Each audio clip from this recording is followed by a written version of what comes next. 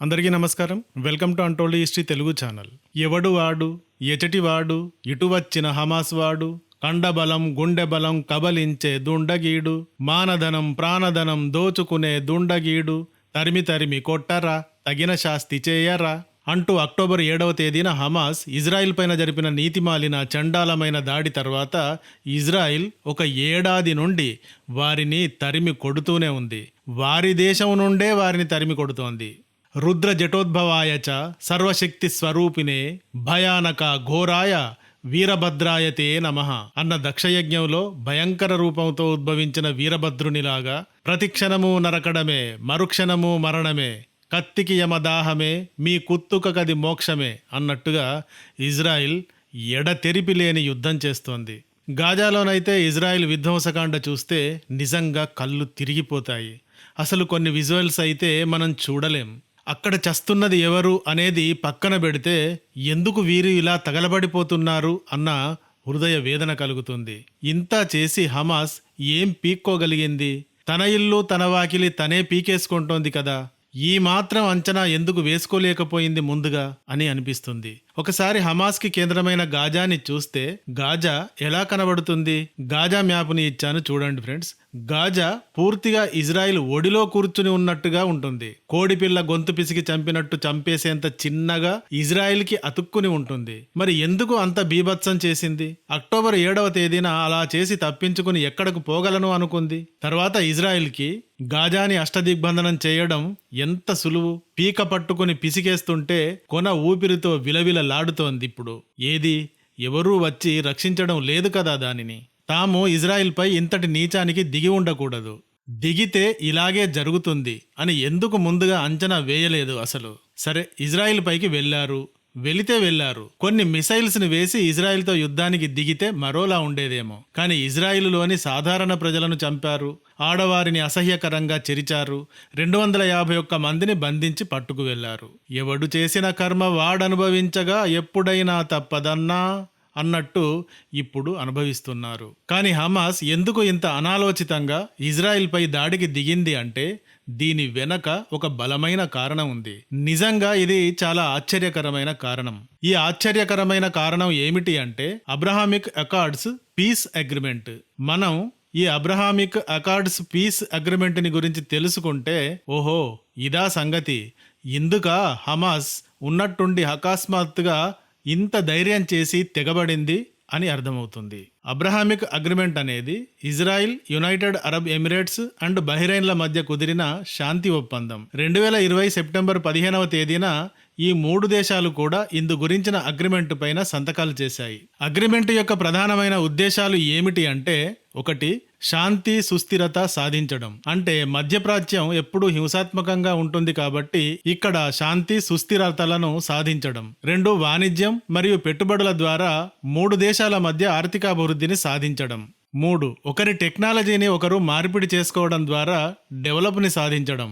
4 పౌర సంబంధాలను డెవలప్ చేసుకోవడం. అంటే 3 దేశాల మధ్య టూరిజం, ఎడ్యుకేషన్, ఆర్ట్స్ మొదలైన రంగాలలో సహకరించుకోవడం. అబ్రహామిక్ అగ్రిమెంట్లో ఈ 4 ప్రధానమైనవి. అబ్రహామిక్ అన్న పేరు పెట్టుకోవడానికి కారణం ఇటు జుడాయిజం, ఇస్లామిజం రెండింటి మూల పురుషుడు అబ్రహామే కాబట్టి. ఇప్పుడు మనకు చాలా వరకు అర్థమవుతోంది. ఎలాగంటే ఇజ్రాయిల్ హమాస్ అండ్ హిజ్బుల్లాలని పరిగెత్తించి కొడుతూ ఉంటే యుఏఈ, బహ్రెయిన్లు ఏమీ మాట్లాడడం లేదు. ఇలా ఎందుకు కొన్ని ముస్లిం దేశాలు సౌండ్లెస్గా ఉన్నాయి అనుకుంటున్నాం కదా. కారణం ఇదే.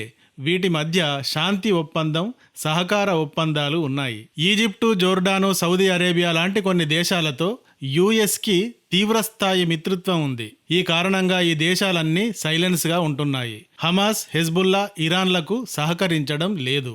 అయితే ఇదంతా కూడా హమాస్ అక్టోబర్ 7వ తేదీ చేసిన దాడికి కారణం కాదు. మరి ఏమిటండి కారణం అంటే సౌదీ అరేబియా కారణం. ఉరిమి మంగళం మీద పడ్డట్టు తన దారిలో తాను సైలెంట్గా వరల్డ్ హైయెస్ట్ బిల్డింగ్, 1000 మీటర్ల ఎత్తు బిల్డింగ్ని దుబాయ్లోని బుర్జ్ ఖలీఫాకి మించి నిర్మించుకుంటున్న సౌదీని ముందేసుకోవడం ఏమిటి అంటే సౌదీ అరేబియా కూడా అబ్రహామిక్ అగ్రిమెంటులో చేరాలి అనుకోవటం. ప్రస్తుత యుఎస్ ప్రెసిడెంట్ బైడెన్ సౌదీ అరేబియాని ఇజ్రాయెల్తో కలిపి అబ్రహామిక్ అగ్రిమెంట్లో చేర్చాలని తీవ్ర ప్రయత్నాలను ప్రారంభించాడు. అప్పటి వరకు యుఏఈ, బహ్రెయిన్ మాత్రమే ఇజ్రాయెల్తో కలిసి ఈ అగ్రిమెంట్లో ఉన్నాయి. వీటితో పాటు సౌదీ అరేబియాను కూడా చేర్చడానికి రంగం సిద్ధమైంది. 2023 సెప్టెంబర్ చివరి వారంలో ఇది జరిగింది.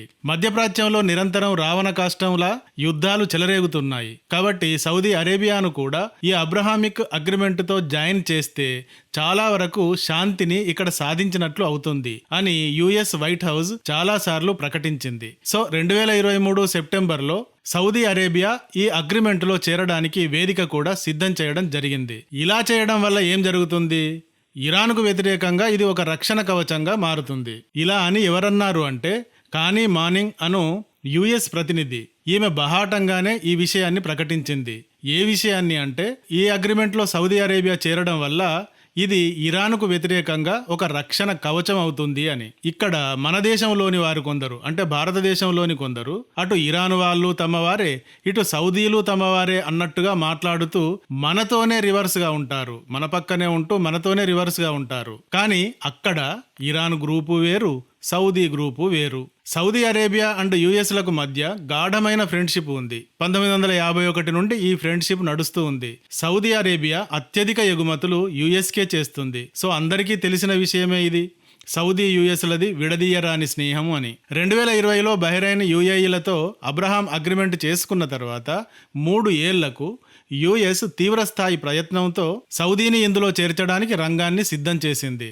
జూయిష్ జాతి ఇజ్రాయెల్ని, సున్నీ ముస్లిం దేశాలని, వీరితో పాటు తాము అంటే క్రిస్టియానిటీని ఒక్కటిగా కలపాలని, ఇలా కలిసిపోవడం వల్ల ఒక గ్రూపుగా మారటం వల్ల మత సామరస్యం సాధించినట్టు అవుతుంది అని యుఎస్ పదే పదే ప్రకటించింది. మధ్యప్రాచ్యంలోని దేశాలు మంటల్లో తగలబడేలాగా యుఎస్ఏ చిచ్చు పెడుతూ ఉంటుంది అంటారు. వాస్తవమే కావచ్చు. తన స్వార్థ ప్రయోజనాల కొరకు సమస్యలను ఉపయోగించుకుంటుంది కావచ్చు. ఏవో 2 దేశాలు యుద్ధం చేసుకుంటూ ఉంటే వారికి ఆయుధాలను అమ్ముకునేవాడిని బిజినెస్ మ్యాన్ అనాలా, ఏమనాలి అనేది చెప్పమంటే ఏం చెప్తాం? యుఎస్ ఈ పాత్రను పర్ఫెక్ట్గా పోషిస్తోంది ఇక్కడ. నిజమే. కానీ యుఎస్ ఫ్రెండ్ కంట్రీస్ని చూడండి. Saudi, UAE, Jordan, Bahrain, Egypt, వీటిని చూడండి. ఇప్పుడు ఇవి ఎలా ఉన్నాయి? అక్కడ హింస జరుగుతోందా? టెర్రరిజం ఉందా? లేదు కదా. ఆ దేశాలు అన్ని ఆర్థికాభివృద్ధిలో దూసుకుపోతున్నాయి. తమ వ్యాపారాలని ప్రపంచవ్యాప్తంగా విస్తరించే ప్రణాళికలు వేసుకుంటున్నాయి. టూరిజం డెవలప్ కోసం తంటాలు పడుతున్నాయి. మరి Iran, Iraq, Syria, Lebanon, Pakistan, Afghanistan ఇవి ఎలా ఉన్నాయి? హింసతో కునారిల్లుతున్నాయి. ఎందుకు? టెర్రరిజం వల్ల. ఈ టెర్రరిజం యుఎస్ వల్ల పుట్టిందా? ఇరాన్, ఇరాకులు 8 సంవత్సరాలు కొట్టుకు చచ్చి దివాలా తీశాయి కదా.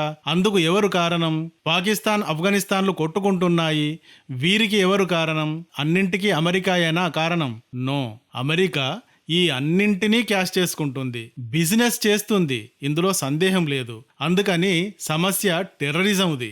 ఈ టెర్రరిజానికి ఇప్పుడు ఇరాన్ బ్రాండ్ అంబాసిడర్ అయింది. ఇజ్రాయెల్ చుట్టూ తోడేళ్లలాగా లెబనాన్, ఇరాక్, సిరియా, ఇరాన్లు ముసిరి హడలెత్తిస్తూ ఉంటే ఇజ్రాయెల్తో అబ్రహామిక్ అగ్రిమెంటులో సౌదీని భాగం చేయబోయింది యుఎస్. ఇప్పుడు మనకు ఒకటొక్కటిగా అర్థమవుతుంది కదా. మధ్యప్రాచ్యంలోని సున్నీ ఇస్లాం కంట్రీ సౌదీ అరేబియా అండ్ షియా ఇస్లామిక్ కంట్రీ ఇరాన్లకి మధ్య మొదటి నుండి తీవ్ర పోటీ ఉంది. సున్నీ షియా అన్న కారణంగానే ఇరాన్, ఇరాకులు 8 ఏళ్లు ఫైట్ చేసుకున్నాయి. ఈ మధ్యలోనే అంటే 2023 మార్చి నెలలో చైనా ఇరాన్, సౌదీలను ఒక్కటి చేయడానికి ప్రయత్నించింది. ఒక వేదిక పైన ఈ ఇద్దరికి షేక్ హ్యాండ్ ఇప్పించింది. కారణం ఏమిటి అంటే అబ్రహామిక్ అగ్రిమెంటులోకి సౌదీని వెళ్లకుండా ఆపి ఇరాన్, రష్యా, చైనా కూటమి వైపుకు ఆకర్షించాలి అని. కానీ సౌదీ అరేబియాకి 1951 నుండి యుఎస్తో అనుబంధం ఉంది. కాబట్టి అబ్రహామిక్ అగ్రిమెంట్ వైపే సౌదీ కదిలింది. ఇప్పుడు ఈ అగ్రిమెంట్ని బ్రేక్ చేయాలంటే ఏం చేయాలి?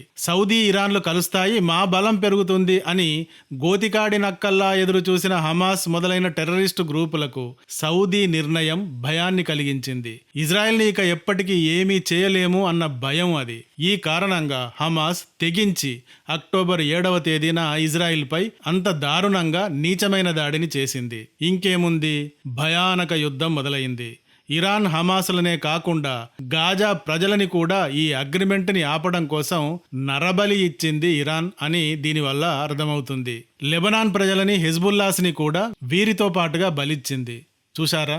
ఇరాన్ ఉప్పు తిని పెరిగిన తమ శరీరాలను ఇరాన్ కొరకే యుద్ధంలో ఆహుతి ఇచ్చారు వీరంతా. సౌదీతో అగ్రిమెంట్ తమకు ఎంతో బలాన్ని ఇస్తుంది అన్న ఊహలో ఉన్న ఇజ్రాయిల్ దెబ్బతిన్న డైనసార్ లాగా నిప్పులు కక్కుతూ నరనరము సలపరమే కసికొద్దీ నరకడమే చెలికోరే నరవదకై భగ భగ భగ భగ శవయాగమే అంటూ ఇజ్రాయిల్ తనను ఒంటరి చేసి నాశనం చేయాలన్న శత్రువుపై విరుచుకు పడుతోంది. ఇది హమాస్ అక్టోబర్ 7వ తేదీన జరిపిన దాడి వెనక ఉన్న ప్రధాన కారణం.